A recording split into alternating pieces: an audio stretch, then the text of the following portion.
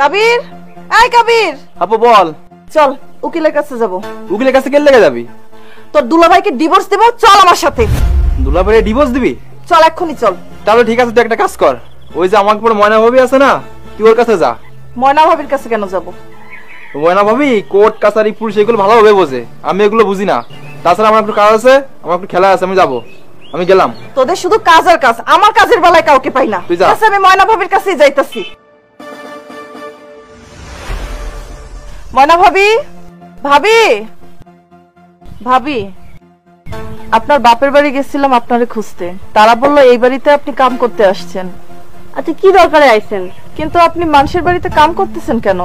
আপনার তো ভালো অবস্থান ছিল। কি করবো, আমার ভাগ্যে ছিল। বিয়ের আগে তো বাপের বাড়িতে আমি রাজার হালেই ছিলাম, বাপ মায়ের আদর, ভাই বোনের আদর। কিন্তু এরপরে যখন বিয়ে হইল, বিয়ের পরেও ভালোই ছিলাম, স্বামী আমার অনেক যত্ন করেই রাখত। কিন্তু আমার তো চাহিদা ছিল বেশি। আমার স্বামী নতুন শাড়ি কিনা দিতে পারতো না, এক জায়গায় ঘুরতে যেতে চাইলে নিয়ে যেতে পারতো না। আমার খুব রাগ হইতো, প্রায় ওর সাথে এগুলা নিয়ে আমার ঝগড়া হইতো।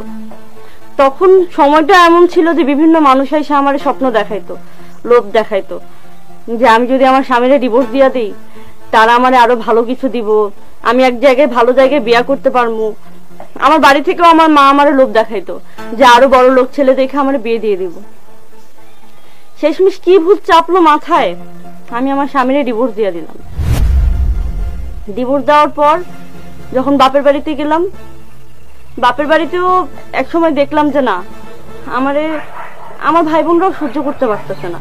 ঘরের সব কাজ কর্ম আমারই দিয়ে করায়, রান্না বান্নাটা আমারই করতে হয়, এক প্রকার কাজের মহিলার মতো।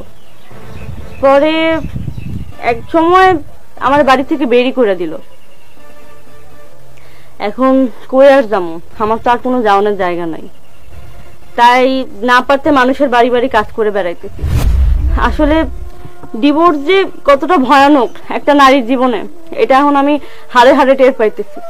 আমার কাছে যদি সুযোগ থাকতো না, আমি মানুষটার কাছে আবার ফিরে যাইতাম, তার সাথে আবার সংসার করতাম। কিন্তু এখন তার আমার কাছে এই সুযোগটা নাই, কারণ ওই মানুষটা আবার বিয়ে করছে।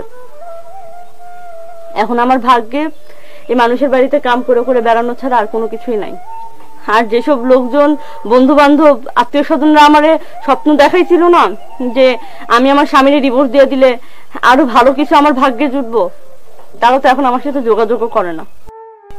তারা তো তখন শুধু আমার সাথে যোগাযোগ করতো তাদের স্বার্থ পূরণ করার জন্য, আমার দেহ পাওয়ার জন্য। আজকে আমি অনেক বড় একটা ভুল করতে যাচ্ছিলাম। ময়না ভাবির কাছে না আসলে এই বিষয়টা আমি উপলব্ধি করতে পারতাম না। না, এই ভুল আমি করব না। আচ্ছা যাই হোক, আপনি কি জন্য যেন আইছিলেন?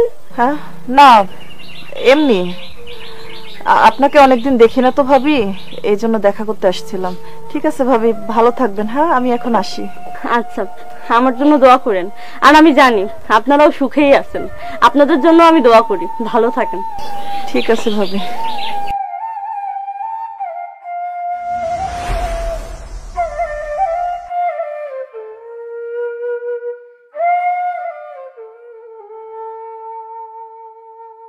আমাকে তুমি ক্ষমা করে দাও।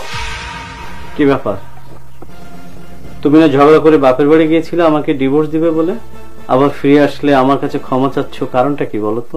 ডিভোর্স একটা নারীর জীবনে কতটা ভয়াবহতা নিয়ে আসে সেটা আমি বুঝতে পেরেছি। আমি আর এই ভুলটা করতে যাব না, আমাকে তুমি ক্ষমা করে দাও। দেখো, স্বামী হিসাবে আমার যতটুকু সামর্থ্য আছে আমি কিন্তু তোমার জন্য চেষ্টা করি, হয়তো অনেক কিছু করতে পারি না। একটা নারীর জীবনে যখন বিয়ে করে, স্বামীর ঘরে আসে, তখন কিন্তু স্বামীর সুখ দুঃখ কষ্ট যন্ত্রণা এগুলো বুঝতে হয়। আমি তো আমার সামর্থ্য মতো তোমার পাশে থাকার চেষ্টা করি, হয়তো আমার অনেক কিছু দেওয়ার সামর্থ্য নাই, কিন্তু তুমি সংসারেও মন দাও না, সবসময় তোমার এটা দাও ওটা দাও, বাইরে যেতে হবে, শপিং করতে হবে, বন্ধুদের সাথে আড্ডা দিতে হবে, এটা কিন্তু সংসারের অংশ না। আর যে সমস্ত নারীরা এই কাজগুলো বেশি করে তাদের সংসার কিন্তু বেশি দিন টেকে না। আরেকটা কথা কি জানো, এখন কিন্তু বিয়ের চেয়ে ডিভোর্সের সংখ্যা বেশি। তো এই সমস্ত কারণে কিন্তু ডিভোর্স গুলো হচ্ছে। তুমি যেহেতু তোমার ভুল বুঝতে পেরেছো, এবারের মতো আমি তোমাকে ক্ষমা করে দিলাম। আমি আমার সংসারটাকে যত্ন করে গুছিয়ে রাখবো, সারাটা জীবন আমি তোমার পাশে থাকবো, সুখে দুঃখে সব সময়। আর এখান থেকে তখনই বের হব যখন আমি মরে যাব, আমার মরা লাশটা বের হবে, তার আগে আমি যাব না। তোমাকে আমি কথা দিলাম। আর সারাটা জীবন আমি তোমার এই বুকের মধ্যেই থাকতে চাই।